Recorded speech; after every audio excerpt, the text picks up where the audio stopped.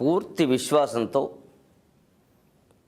మనం చేసినటువంటి పాపపుణ్యాలతో మనకేమీ సంబంధం లేదు, ఇదంతా ఆవిడ లీల ప్రకారం జరుగుతోంది అన్న భావనతో ఉండాలి. పూజ చేసినా, ఒక వ్రతం చేసినా, నోము చేసినా, అమ్మవారి దర్శనం ఎప్పుడు చేసుకున్నా, ప్రార్థన చేసినా ఏదైనా అంతే. ఎందుకంటే తప్పులు చేయడం కూడా ఒక్కోసారి మంచిదేమో అనిపిస్తుంది దైవభక్తి కలిగిన వాడికి, లేనివాడికి కాదు. ఆ భక్తి నిజంగా విశ్వాసం ఉన్నవాడు తప్పు చేస్తే ఇంట్లో ఎక్కడ కానీ పోనీ దేవాలయంలో కానీ దేవుడు విగ్రహాన్ని చూసినా పటాన్ని చూసినా వెంటనే ఒక పశ్చాత్తాపం కలుగుతుంది.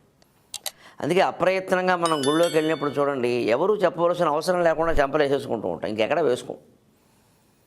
దేవుణ్ణి చూడగానే చెంపలేసుకోమని ఎవరికి చెప్పక్కర్లేదు, ఇంక గుళ్ళో ముఖ్యంగా. ఎందుకని?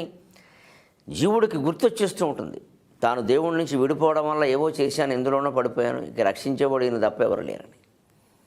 అంచేత నిజంగా దైవభక్తి కలిగి ఉంటే మనం కొన్ని తప్పులు చేసినా కూడా బాధపడక్కర్లేదు, వాటి గురించి ఆలోచిస్తూ కూర్చోక్కల. ఇంకా ఈ వంకన్ భవదీయ దివ్య వదనంబు ఎన్నేని మారుల్ భవానీ వీక్షింపక తప్పదయ్యి.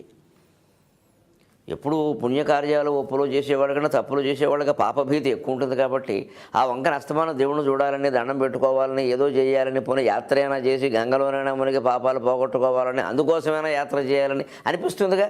అదొక మంచి ఆలోచనేగా. మరి ఆ రకంగా బాగుపడినా మంచిదే కదా. ఇప్పుడు చేసి నువ్వు సమస్య కాదు, ఇంకా చేయకుండా ఉంటే అంతే చాలు.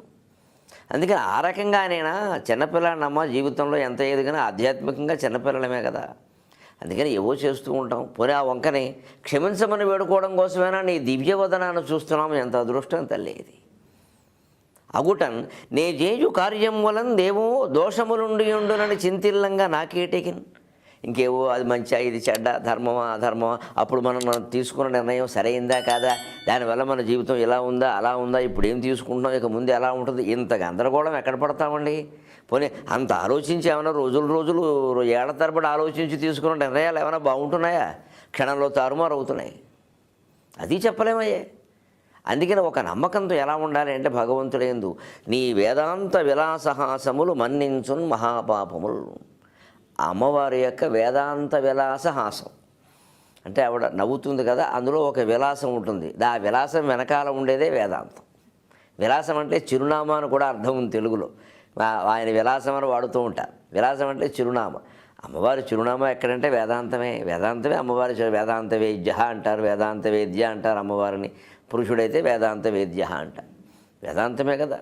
శుద్ధాంత వేదాంతమా అన్నారు కొంతమంది కవులు. వేదాంతమే నీ అంతఃపురం అమ్మ అన్నారు. అంచేత ఆ వేదాంతం తెలిసినటువంటి ముఖంతో ఆవిడ చిరునవ్వు నవ్వితే ఏముందిరా ఇదంతా మాయి తప్ప, అనవసరంగా నువ్వు చేశాను అనుకుంటున్నావు నాయన, అన్నీ ఒక లీలలో భాగంగా జరిగే, అహంకారానికి పోక నువ్వేమీ చేయలేదు, ఇందులో నువ్వు నిమిత్త మాత్రుడివి అని ఆ నవ్వులో మనకు అర్థం ధ్వనిస్తే ఎంత బాగుంటుందండి. అలాంటి నిశ్చలమైన భక్తిని కలిగి ఉండే ప్రయత్నం చేద్దాం.